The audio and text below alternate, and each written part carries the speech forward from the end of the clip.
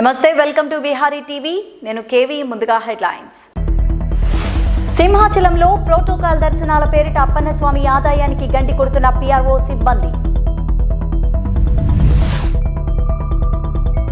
ఏపీలో ఎన్నికల సన్నద్ధతపై press meet నిర్వహించిన భారత chief election commissioner. Toll plaza వద్ద తనిఖీ చేస్తున్న ఎస్ఐ ఎస్వీఎస్ సుబ్రహ్మణ్యం. తిరువూరులో నన్ను రౌడీ మూకలతో కొట్టించాలని లోకేష్ అనుకున్నారన్నారు కేశినేని నాని. తాను 9 ఏళ్లలో తప్పు చేశానా చూపించండి అన్నారు. చంద్రబాబు మోసగాడు, ప్రపంచానికి తెలుసు అన్నారు. పచ్చి మోసగాడు చంద్రబాబు నా కుటుంబంలో చిచ్చు పెట్టారని వెల్లడించారు. ఎంపీ పదవికి ఈరోజు మెయిల్ ద్వారా రాజీనామా పంపిస్తానని తెలిపారు.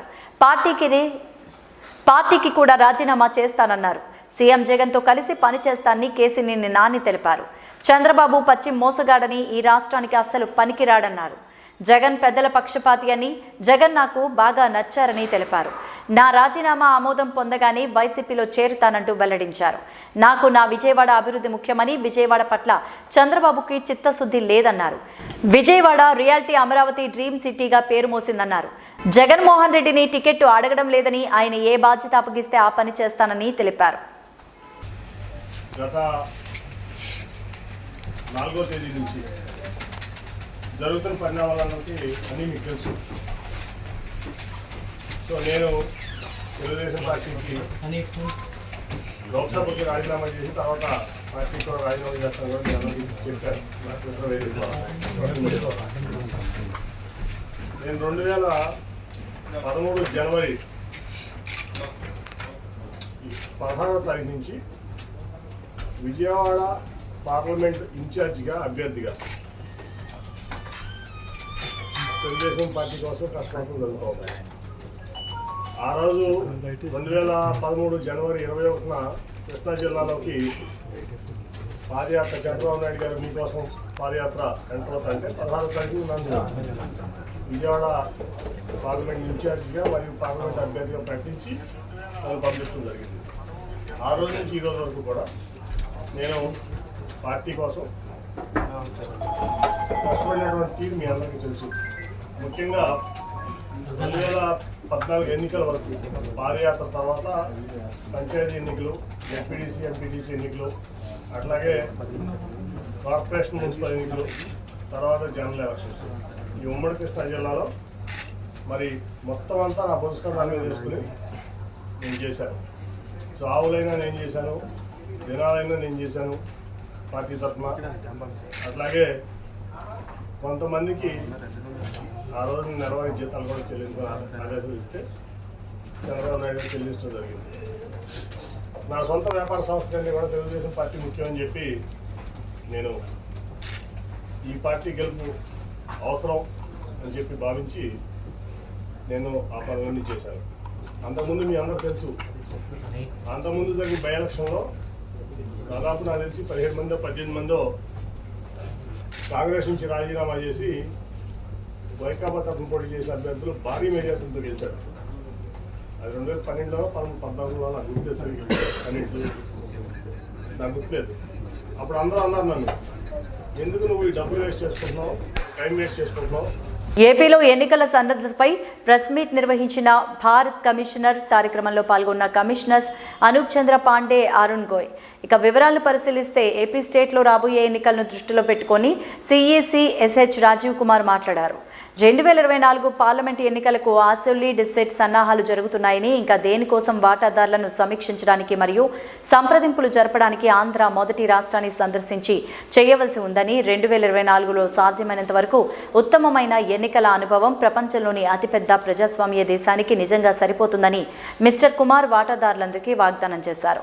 ఆంధ్రప్రదేశ్తో జీఏ నుండి లోక్సభ 2024 వరకు ఎన్నికల సంసిద్ధతను ఈసీఐ సమీక్షించిందని, ఈసీఐ విధి మరియు పరిష్కారం యొక్క ప్రయాణాన్ని ప్రారంభిస్తుందని, ప్రపంచంలోని అతిపెద్ద ప్రజాస్వామ్యానికి నిజంగా తగిన విధంగా అన్ని వాటాదారులకు సాధ్యమైనంత ఉత్తమమైన ఎన్నికల అనుభవాన్ని అందించడానికి అన్ని కష్టాలు, అవసరమైన జోక్యాలకు సిద్ధమన్నారు. ఈ రోజుతో విజయవాడలో లోక్సభ మరియు ఏపీ రాష్ట్ర శాసనసభ 2024కి రాబోయే జీఏ కోసం ఎన్నికల సంసిద్ధతపై ఏసీఐ 2 రోజుల సమీక్షను ముగించింది. ఎలక్టోరల్ రోల్ యొక్క ఆరోగ్యం మరియు స్వచ్ఛతకు ప్రాధాన్యత ఉంటుందని రాజకీయ పార్టీలు లేవనెత్తే అన్ని ఆందోళనలు ఏసీ పరిష్కరిస్తుందని, ఏసీఐ అన్ని పార్టీలకు స్థాయి ప్లేయింగ్ ఫీల్డ్ ఉండేలా అధికారులను నిలదీస్తుందని, ఎన్నికలను స్వేచ్ఛగా, నిష్పక్షపాతంగా మరియు ప్రేరేపితంగా నిర్వహించేందుకు కఠినమైన చర్యల కోసం ఏసీఐ ఎన్ఫోర్స్మెంట్ ఏజెన్సీలు మరియు జిల్లా పరిపాలన నిర్దేశిస్తుందన్నారు. In the election process, as they have access to the beneficiaries and the records of the benefits flowing to them through the welfare schemes. There was a request for non-deployment of them during elections. The concern was also highlighted about the partiality of the election machinery. Some parties complained that government officials should not participate in the party functions or party programs. One of the party requested for polling station for tribals in Parvatipuram, Manayam district in vicinity of their residence, as the distances of the polling stations are little far off because of the terrain and the inaccessibility. They also asked about the availability of BLOs at polling station, and one party raised the concerns of bias of election staff and BLOs on the election duty. The few parties raised the question of voters who could be registered in Andhra and the nearby state of Telangana, and how do we stop that they do not do voting here, or they do voting here by getting registered here. The one party asked for some more facilitation at the polling station when the elderly and PWD come, in terms of shamiyanas and in terms of chair, because it will be the season where the heat will also be there. So friends, this is what broadly they asked. Before I start the details of review of our poll preparedness, and without mincing any words, let me tell you that the Commission has emphasized and have given very clear and firm directions to election machinery and the entire bureaucracy to be impartial, transparent, accessible to all stakeholders. I would repeat that very strongly. All the formations of the bureaucracy, district magistrates, SPs, IGs, excise, transport, everyone has been extremely clearly, without mincing any words, told the necessity and the democracy for them to be absolutely impartial and provide level playing field for all the parties, to maximum facilitation to the voters, to bring them to the polling stations, give them the best experience, and during the process, while they deal with political parties, provide to all candidates a level playing field. What does it entail? What does it mean giving the thing? I will tell you now. So let me now start with the profiling of what the elections look like. Two elections will happen, assembly and parliamentary. You have total 175 seats for the assembly and 139 general, 7 STs and 29 SCs. In parliament, you have 25 constituencies, 20 being general, 1 ST and 4 SC. If you come to the general overview of the voters, total electors are 4.07. The final roll will be published on 22nd of January 2024. This is the situation as of now, and a very happy trend which we wish is there all across the country. ప్రముఖ పుణ్యక్షేత్రమైన అన్నవరం శ్రీ వీర వెంకట సత్యనారాయణ స్వామి దేవస్థానం ఆధ్వర్యంలో కొండ దిగువన ఉన్న శ్రీ కనకదుర్గ అమ్మవారి ఆలయంలో మూల నక్షత్రం సందర్భంగా చండీ హోమాన్ని అత్యంత వైభవోపేతంగా జరిపించారు. కార్యక్రమంలో వేద పండితులు వేద మంత్రాల నడుమ శాస్త్రోక్తంగా నిర్వహించారు. కార్యక్రమంలో ఆలయ అర్చకులు కంచిబట్ల సుబ్రహ్మణ్య సాయిరాం, ఎడవల్లి ప్రసాద్, వ్రత పురోహితులు కూచిబట్ల ప్రసాద్, భక్తులు, స్థానికులు తదితరులు పాల్గొన్నారు.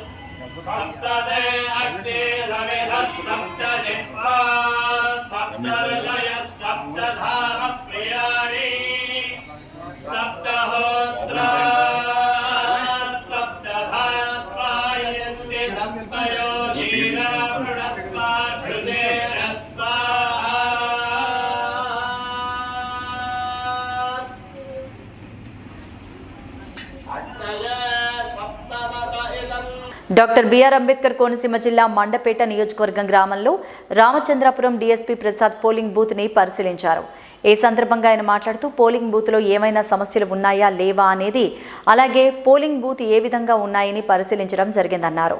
Mandapeta rural CI Sridhar Kumar, Mandapeta rural SI బల్ల శివకృష్ణ, పోలీస్ సిబ్బంది పాల్గొన్నారు.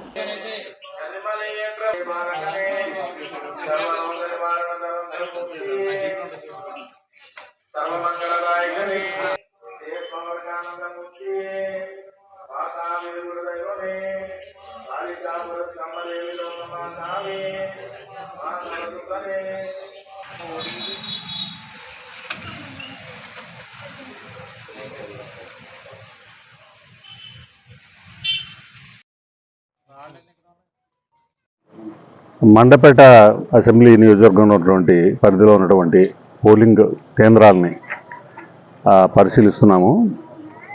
అంటే పోలీసు దృష్ట్యా, బందోబస్తు దృష్ట్యా, భవిష్యత్తులో తీసుకోవాల్సిన జాగ్రత్తల దృష్ట్యా ఏదైనా సమస్యలు ఉంటే మా రిటర్నింగ్ అధికారి వారికి తెలియపరచడం నిమిత్తం మేము మండలం ఈ నియోజకవర్గ పరిధిలో ఉన్నటువంటి పోలింగ్ స్టేషన్స్ని, లొకేషన్స్ని మేము పరిశీలిస్తున్నాము.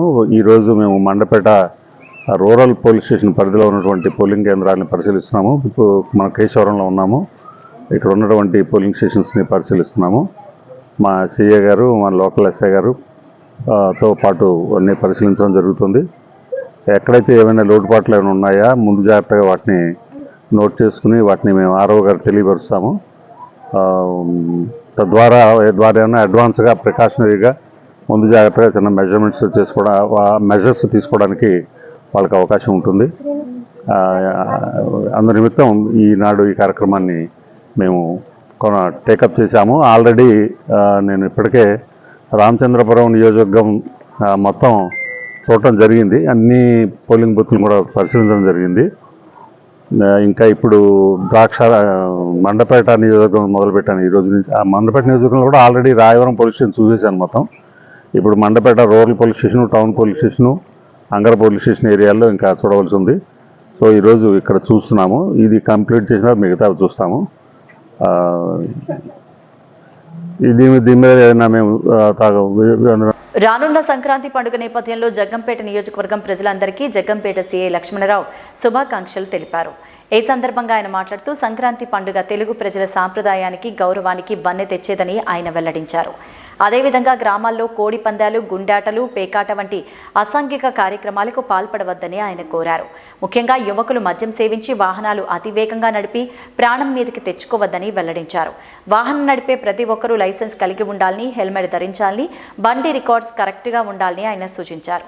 అసాంఘిక కార్యకలాపాలకు పాల్పడితే చట్టపరమైన చర్యలు తప్పవంటూ హెచ్చరించారు. ఈ చట్ట వ్యతిరేకమైనటువంటి క్రీడలు, ఆటలు, పేకాట, గుండాట, కోడిపందాలు ఈ విధమైన ఆటలు ఆడకుండా కుటుంబంతో సంక్రాంతి పండుగని కుటుంబ సమేతంగా చేసుకోవాలని చెప్పి సాంప్రదాయక క్రీడలను మాత్రమే ఆడుకుంటూ ఈ యొక్క పండుగని హ్యాపీగా జరుపుకోవాలని కోరుకుంటున్నాము. అదేవిధంగా ఈ మద్యపానం సేవించి యువత అట్రాక్షన్లోనే ఈ మోటార్ వాహనాలను ర్యాష్ నెగ్లిజెంట్గా నడుపుతున్నారు. దానివల్ల నడిపేతంతో కాకుండా ఎదుటి వాళ్ళకి కూడా ఇబ్బంది ఉండి ప్రమాదాలు జరిగి వాళ్ళ ఫ్యామిలీకి ఇబ్బంది కలుగుతుంది. కాబట్టి ఎవరు కూడా మద్యం సేవించి వాహనాలు నడపరాదు, ర్యాష్ నెగ్లిజెంట్గా స్పీడ్గా నడిపి ప్రమాదాలకు గురి కావద్దని చెప్పి ఈ సందర్భంగా తెలియజేసుకుంటున్నాను. అదేవిధంగా వాహనాలు నడిపేవారు తప్పనిసరిగా లైసెన్స్ ఉండాలి, ఇన్సూరెన్స్ ఉండాలి, బండికి సంబంధించినటువంటి రిజిస్ట్రేషన్ సర్టిఫికేట్ ఉండాలి, కంపల్సరిగా డాక్యుమెంట్స్ని మెయింటైన్ చేస్తూ ఉండాలి. అదేవిధంగా మోటార్ సైకిల్ నడిపే వ్యక్తులు కంపల్సరీ హెల్మెట్ ధరించి వాహనాలు నడపాలి. అదేవిధంగా కారు తోలే వాళ్ళు కంపల్సరీగా సీట్ బెల్ట్ తగిలించుకుని ఈ వాహనాలు నడపాలని చెప్పి కోరుకుంటూ ఉత్తరాంధ్ర ఆరాధ్య దైవమైన శ్రీ వరాహలక్ష్మి నృసింహస్వామి వారి దేవాలయంలో ప్రోటోకాల్ దర్శనాల పేరిట అప్పన్నస్వామి ఆదాయానికి గండి కొడుతున్న పిఆర్ఓ సిబ్బంది. సాధారణ భక్తులకు సాధారణ దర్శనాలు, కాసులు ఇస్తే దర్శనాలు లాంఛనంగా గాలి గోపురం ద్వారా గర్భగుడి దర్శనాలు జరుగుతూ ఉంటాయి. బయట వారు అంటే వాళ్లకు తెలిసిన వాళ్ళు ఎంతమంది వచ్చినా టికెట్లు తీసుకోకపోయినా సరే దర్శనాలు రాజలాంఛనాలతో జరుగుతాయి. నిజంగా ప్రోటోకాల్ ఇవ్వవలసి వచ్చినప్పుడు ఐడి కార్డు వ్యక్తి పేరు ఎంతమంది అంతమందికి టికెట్లు వాళ్ళని మళ్ళీ 300 రూపాయల లైన్లో వెళ్లి దర్శనాలు చేసుకోవాల్సిందే అంటూ PRO ఆఫీస్ నుంచి ఆదేశిస్తారు. అదేంటి అని ప్రశ్నిస్తే ఏఈఓ మేడం ఎవరిని గాలిగోపురం ద్వారా పంపించవద్దని, ఎంతటి VIP వచ్చినా 300 రూపాయల లైన్లోనే వెళ్లాలని PRO ఆఫీస్కు ఆదేశాలు ఇచ్చారని సిబ్బంది ఇబ్బందులు పడుతూ సెలవిస్తారు. దర్శనాల విషయంలో లంచాలు ఇచ్చిన వారికి దగ్గరుండి గాలిగోపురం ద్వారా గర్భగుడి దర్శనాలు చేయించి ప్రసాదాలు అందించి మరీ సాగనంపుతారు మన PRO సిబ్బంది. అంతేకాకుండా గాలిగోపురం వద్ద ఉన్న సెక్యూరిటీ కూడా వేరే వారు వస్తే టోకెన్ ఉండాలి, దాని మీద అన్ని రాయించి ఉండాలి అని రూల్స్ మాట్లాడతారు. అదే PRO సిబ్బంది చెప్తే చాలు, ఎంతమంది అయినా దర్శనాలకి గాలి గోపురం ద్వారా వెళ్లొచ్చు. ఉదాహరణకి ఈరోజు అక్రిడేషన్ కలిగిన స్థానికుడైన ఒక విలేకరి తన కుమారుణ్ణి తీసుకుని దర్శనానికి వెళితే PRO ఆఫీస్లో మీ ఐడి కార్డ్ నెంబర్, పేరు, సంస్థ పేరు, ఫోన్ నెంబర్ రాయించిన వాళ్ళ కుమారునికి 100 రూపాయలు టికెట్ తీయించి మరీ పంపించారు. తీరా గాలిగోపురం దగ్గరకు వెళ్లి లోపలికి పంపమని అడిగితే ఇందులో గాలిగోపురం రాయలేదు, మీరు 300 రూపాయల దర్శనంలో లైన్లో వెళ్లమని సదరు సెక్యూరిటీ గార్డ్ ఆదేశించారు. నేను విలేకరిని అని చెప్పినా సరే PRO ఆఫీస్ వారు చెప్తే గానీ నేను పంపను అని ఖరాఖండిగా తేల్చి చెప్పేశారు సెక్యూరిటీ గార్డ్. తర్వాత అదే గాలిగోపురం మార్గం నుంచి సుమారు 10 మందికి పైగా వెళుతున్నప్పుడు ఆ విలేకరికి సెక్యూరిటీ గార్డును ప్రశ్నించినప్పుడు సెక్యూరిటీ గార్డ్ ఇదంతా మాకు తెలియదు, PRO ఆఫీస్లో అడగండి, నాకేం తెలియదు అంటూ వాళ్ళని పంపమని చెప్తేనే నేను పంపిస్తాను, ఎంతమందినైనా టోకెన్లతో కూడా నాకు అవసరం లేదని సెలవిచ్చారు. ఏ విధంగా PRO ఆఫీసులో దర్శనాల పేరున అప్పన్న ఆదాయానికి గండి కొడుతున్నారంటూ వివరంగా తెలుస్తోంది. ఈ సంఘటన మీద సమగ్ర విచారణ జరిపించి 1 వారం రోజులు PRO రికార్డులు మరియు దర్శనాలకు వచ్చిన భక్తుల వివరాలు, గాలిగోపురం వద్ద ఉన్న వీడియోలు పరిశీలిస్తే సింహాద్రినాథునికి రావాల్సిన ఆదాయం ఎలా పక్కదారి పడుతుందో పూర్తిగా అర్థమవుతుంది. ఈ సంఘటనపై పూర్తి విచారణ జరిపి దీనికి సంబంధించిన బాధ్యులపై చర్యలు తీసుకొని ఎటువంటి ప్రోటోకాల్ వ్యవస్థను క్రమబద్ధీకరణ చేస్తారని భక్తులు కోరుకుంటున్నారు. ఇప్పుడు 10 మంది కూడా ఎంక్వైరీ ఆఫీస్ నుంచి వచ్చారా? ఎవరండి పేరు తీసుకొచ్చిన వాళ్ళ పేరు? పేరు మీరు ఎలా పంపించారు 10 మందిని? వాళ్ళు వస్తే పంపిస్తారు. టికెట్లో ఏం అక్కర్లేదా? ప్రోటోకాల్ మరి మీరు పంపించాలి కదా, ప్రోటోకాల్ స్లిప్ ఉంటుంది కదా మీకు పంపించాలి. మీరు ఇక్కడ నుంచి పంపించాలంటే మీకు ఉండాలా లేదా? వాళ్ళు వస్తే పంపించేస్తారు. పవన్ అండి పేరు? పవనేనా? పవన్ అన్నారు. న్యాయస్థానాలకు ప్రభుత్వ సంఖ్యలు వేయకండని INTUC జిల్లా గౌరవ అధ్యక్షులు నవీన్ కుమార్ రెడ్డి అన్నారు. రాష్ట్ర ప్రభుత్వం తీసుకొచ్చిన ల్యాండ్ టైటిలింగ్ యాక్ట్ ని ఉపసంహరించుకోవాలని తిరుపతి కోర్టు ప్రాంగణంలో న్యాయవాదులు చేస్తున్న రిలే నిరాహార దీక్షకు బుధవారం నవీన్ కుమార్ రెడ్డి సంఘీభావం తెలిపారు. భారతదేశంలో ఏ రాష్ట్రంలో లేని చట్టాన్ని ఈరోజు ఆంధ్రప్రదేశ్లో తీసుకొచ్చినటువంటి ముఖ్యమంత్రి గారికి న్యాయవాదుల తరపున, ఈ రాష్ట్ర ప్రజల తరపున ఒకటే డిమాండ్ చేస్తున్నాం. అయ్యా జగన్మోహన్ రెడ్డి గారు, దయచేసి ఈ చీకటి చట్టాన్ని రద్దు చేయండి. ఈ ల్యాండ్ టైటిల్ యాక్ట్ అనేది సామాన్య మధ్యతరగతి వర్గాలే కాదండి, అధికార ప్రతిపక్ష పార్టీలు కాదండి, అన్ని వర్గాల ప్రజలకి వర్తిస్తుంది. ఈరోజు భూములు ఉన్నోళ్ళు, ఇండ్లు ఉన్నోళ్ళు, ప్లాట్లు ఉన్నోళ్ళు తమ బిడ్డలకు గిఫ్ట్ డీడ్ ఇవ్వాలన్నా, అమ్ముకోవాలన్నా, ఒకవేళ భూ తగాదాలు వచ్చినా కోర్టుకు పోయే ఆస్కారం లేకుండా ఈ ల్యాండ్ టైటిల్ యాక్ట్ని తీసుకొచ్చారు. అంటే మీ దురుద్దేశం ఏమిటి? ఏ రోజు కూడా ఏ ప్రభుత్వం, ఎన్నో ప్రభుత్వాలు ఉన్నాయి ఈ రాష్ట్రంలో, ఈ దేశంలో ఎన్నో రాష్ట్రాల్లో ఎన్నో ప్రభుత్వాలు పరిపాలన కొనసాగిస్తున్నాయి. ఏ రాష్ట్ర ముఖ్యమంత్రికి రాని ఆలోచన ఈరోజు ఈ రాష్ట్రంలోనే ఎందుకు వచ్చింది? ఈరోజు ఒకటే అడుగుతున్నాం, సొత్తు మాది, పెత్తనం మీద. మీకు ఎవరిచ్చారయ్యా ఈ హక్కు? మా సొత్తు మీద ప్రభుత్వ పెత్తనం ఏమిటి? దయచేసి ఈ చీకటి చట్టాన్ని రద్దు చేయకపోతే న్యాయవాదులు ఆల్రెడీ రోడ్ల మీదకి వచ్చేశారు, కోర్టును ఆశ్రయించారు.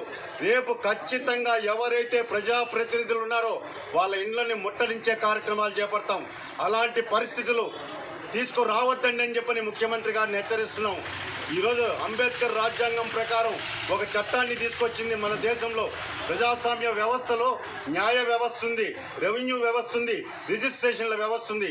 వీటన్నిటిని కూడా కాలరాసే విధంగా మీరు ఏకపక్ష నిర్ణయాలు తీసుకునేదానికి మీకు ఎవరు హక్కు ఇచ్చారు? నేను ఒకటి అడుగుతున్నా, న్యాయస్థానానికి సంఖ్యలు వేయకండి. ఈరోజు న్యాయస్థానాలు ఉన్నాయి కాబట్టి ఈ భారతదేశంలో ప్రజలు స్వేచ్ఛగా తమ హక్కుల కోసం న్యాయస్థానాలను ఆశ్రయిస్తున్నారు. అలాంటి అవకాశం లేకుండా ఈ ల్యాండ్ టైటిల్ యాక్ట్ని తీసుకొచ్చి పూర్తిగా ఉక్కు పాదంతో ప్రజల హక్కులను కాలరాస్తే మాత్రం తప్పకుండా తగిన మూల్యం చెల్లించుకోక తప్పదు అని హెచ్చరిస్తూ ఈరోజు తిరుపతిలో చేస్తున్నటువంటి న్యాయవాదులకి నేను ఒక తిరుపతి పౌరుడుగా, స్థానికుడుగా, పార్టీలకు అతీతంగా సంఘీభావం తెలుపుతున్నా. మీరు చేసే ఈ ధర్మ పోరాటానికి ప్రజల తరపున నా పూర్తి సంపూర్ణ సహకారం, మద్దతు ఉంటుందని తెలియజేసుకుంటున్నానండి. దక్షిణ కైలాసంగా పేరుగాంచిన ప్రముఖ పుణ్యక్షేత్రం శ్రీకాళహస్తీశ్వర స్వామి ఆలయంలో త్రయోదశి సందర్భంగా బుధవారం వెండి చిన్న నంది వాహనంపై స్వామి అమ్మవారిని వివిధ రకాల పుష్పాలతో చక్కగా అలంకరించి మంగళ వాయిద్యాలతో మేళతాళాలతో ఆలయ ఆవరణంలో ఊరేగించారు. ఆపై దీప ధూప నైవేద్యాలు, అఖండ దీపారాధన, కుంభహారతి, నక్షత్రహారతి, ప్రదోష నంది సేవ నిర్వహించారు. మరియు భక్తులు ఈ కార్యక్రమంలో పాల్గొన్నారు.